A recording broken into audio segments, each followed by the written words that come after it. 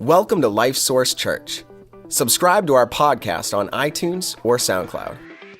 Welcome to the Life Source Church podcast, Webcast. If you're watching online, we're excited to have you today. If you're listening on your trip into work, smile, the day has just begun.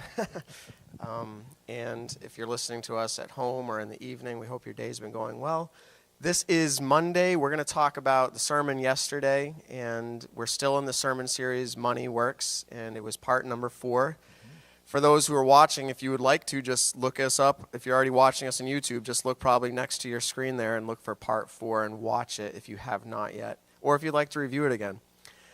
I was thinking today, offering maybe some practical, and between you and I think we can come up with some, but some practical ways for people to start tithing, or to maybe the step before that is getting yourself to the point where you act on what you've heard and believed about tithing. Because today you talked about tithing and the principle, and you said where it came from and how it was there even before the law was established. I have a feeling, and this is where we can have the conversation, if you're listening online or in your car, wherever, work through this with me. People come to the place where it's like they agree. They can sit there and nod their heads and say, I agree, that sounds like a great idea. But what's the practical step that we can help people work through to actually do something about it? Well, practical steps. Sometimes when I talk about something practical, some people might say, oh, I just sound like a spiritual thing, but it is really practical. And I think that the key is that they need to just quietly, them and with God alone, and say, okay, God, I want to do what you want me to do. I want to trust you. And then just be honest, God, here's where I'm at, right? Here's what I'm struggling with. Here's how I feel about this. I've never done this, whatever. And just be open with God. He already knows, but we need to talk about it. Just like he doesn't need our money, we need to give. He already knows we need to talk about it. But say, I want to do this. Help me to know what to do, and I'm willing to do whatever. Now, that may mean that the first thing that they do is start giving something every week or every time they get paid. Give something.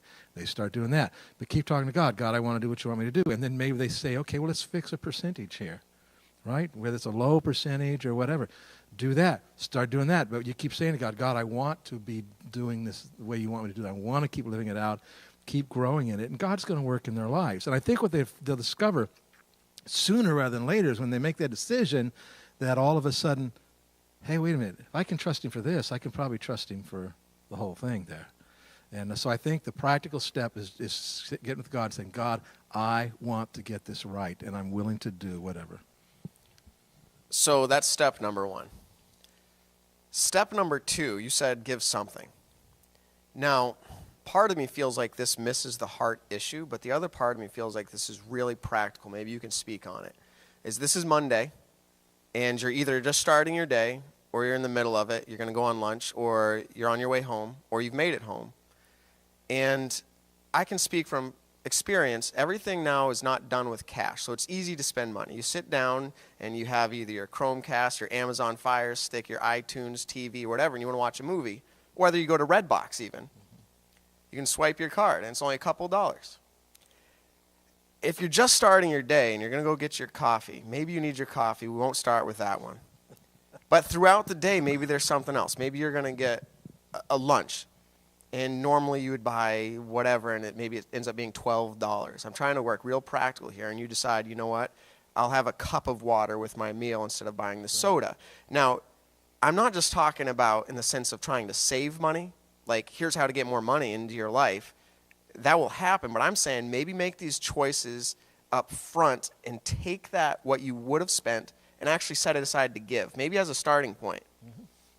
Like I said, I kind of feel like that might miss the heart of just coming to God and saying, I'm just going to start giving. But if you feel like you don't have the money, maybe he wants you to start shaving down areas. I don't know. Yeah, once again, I think it's a sincerity of heart. You want to start moving toward God in this, whatever it is.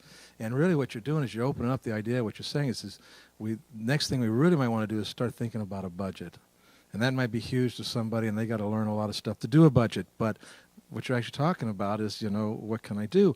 And at that point, they may have a little bit of money that they've set aside for coffee, right? And they can enjoy that without worrying about it. But I think you're right. The whole idea, as you're talking about, is becoming conscious of it, right? And where my treasure is, where my heart's going to be. Right, and so that's step number 2. And if you aren't sure, you want to get to that tithing point where you actually are tithing. Again, you talked about it today. It's really not about following the law. It's a great principle, and God wants us to give. It's really about our relationship with God, and we use that as a mark, as a place to start. I think that somebody practically, here's another practical option, would be look at how much you make in a week, and whatever that is, just for sake of discussion. Let's just go with an easy number, $100, all right?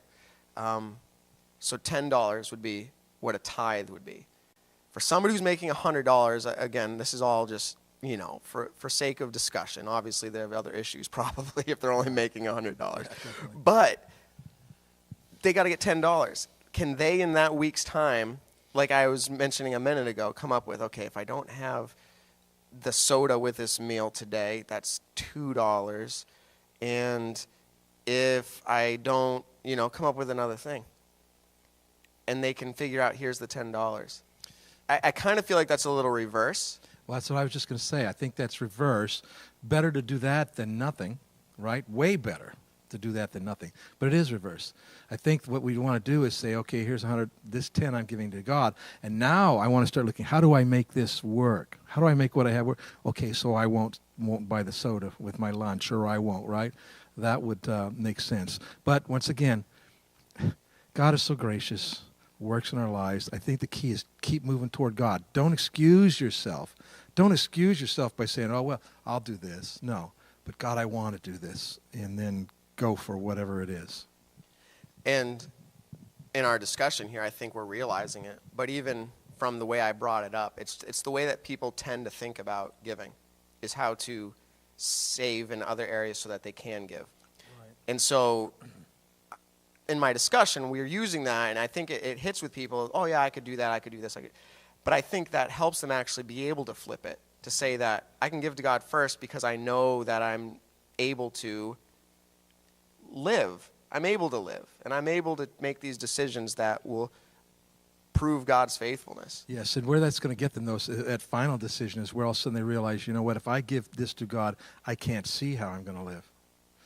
But, see, that's a huge but I am going to trust God, I am going to do this, and this is where they really begin to engage with God going to work in their lives to just do big things because they have trusted Him. It's interesting. I haven't mentioned it yet in the sermon here, but the Bible says that without faith it's impossible to please God. And so at some level, this giving thing, we can keep looking at and figuring out because we're being honest with God and trying to go forward. But at some point, it has to become about faith and trusting Him. And if your heart's headed in that direction, He'll get you there. We're going to wrap up on this question here, or this thought, and we'll make this quick, but is, for the first time, somebody hearing this, here at Life Source Church, we actually have a lot of new people all the time, which we're very excited about.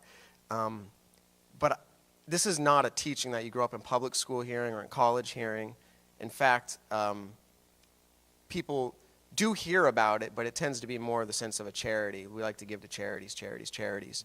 But for somebody hearing just this idea of, and I mean, you start your sermons off and you say, listen, this is really not talking about us giving your money, because that's what people assume. The church is, they'll look for any way to get money. Right. But for the first time, somebody hearing this, I would love to interview them and ask them what their thoughts were on this. But I mean, they come in our doors for the first time. They're a new believer, or they're not even a believer. This is the first principle they're getting taught. What do you tell to those people? Well, from a practical standpoint, we say, that we have a focused time each year when we talk about money. So it isn't like we're talking about money every week, trying to get people to give, But the other thing I think is I usually tell them, just hang in there. This is about a relationship with God, and that's what we want you to focus on. If we want you to think about your relationship with God. Do you have a relationship with God? What does it mean? What's it look like? Money will be a part of that at some point. If this is all brand new to you, don't worry about it.